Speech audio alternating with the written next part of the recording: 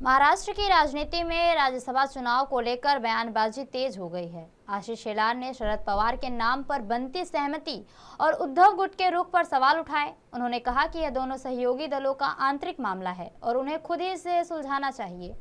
शेलार ने सवाल उठाया कि अगर उद्धव गुट ने अपना दावा छोड़ा है और शरद पवार के नाम पर सहमति बनाई है तो पहले ऐसा क्यों नहीं किया। वहीं आशीष शेलार ने बीजेपी विधायक और महाराष्ट्र के सांस्कृतिक विभाग मंत्री आशीष शेलार ने राहुल गांधी पर जोरदार हमला बोला। शेलार ने कहा कि राहुल गांधी नाम के सहारे राजनीति करने की कोशिश कर रहे हैं और उन्हें अपनी राजनीति को मोहब्बत की दुकान नहीं बल्कि झूठ की दुकान कहना चाहिए। मायने में तो अभी उन्होंने अपने राजनीतिक दुकान का नाम मोहब्बत की दुकान छोड़कर झूठ की दुकान ऐसा करना चाहिए।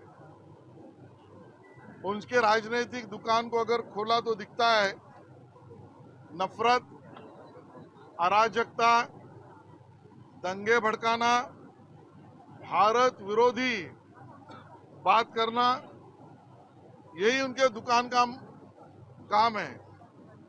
और इसके लिए राहुल गांधी जी, अब आपकी राजनीतिक दुकान का नाम नफरत की दुकान रखिए। आपके दुकान का नाम दंगा भड़काने वाली दुकान रखिए।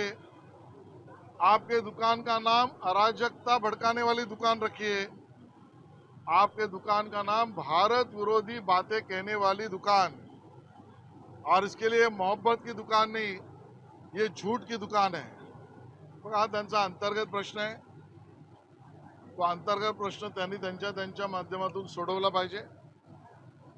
काय कारण आहे की जेणेकरून जर तुम्ही म्हणता तसं उबाटाने आपला दावा सोडला असेल तर त्याच्या मागचं कारण काय? त्यांनी शरद पवारांच्या नावाकडे सहमती करण्याची भूमिका घेतली असेल तर ती आधी का नाही घेतली? प्रश्न हाही निर्माण होतो की उबाटा सेनेला कुठल्या दुसऱ्या त्यांच्या सहकारी पक्षाने धमकवलंय का? उबाटा सेनेला त्यांच्या सहकारी मित्र पक्षाने त्यांची जागा दाखवली आहे का? उबाटा सेनेला त्यांच्या सहकारी मित्र पक्षाने कडक तंबी दिली आहे का? आणि या कडक तंबीमुळे घाबरलेत का? उत्तर त्यांना द्यायला लागते। सही मायने में तो अभी उन्होंने अपने राजनीतिक दुकान का नाम मोहब्बत की दुकान छोड़कर